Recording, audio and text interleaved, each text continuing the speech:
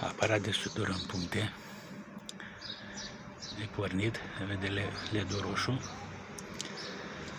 Robust, puternic. Comanda la picior. Ce sunt două teuri din comerț.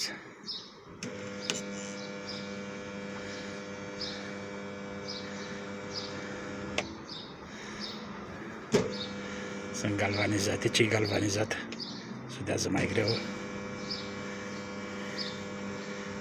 Suprafețele trebuie să fie curate și netede.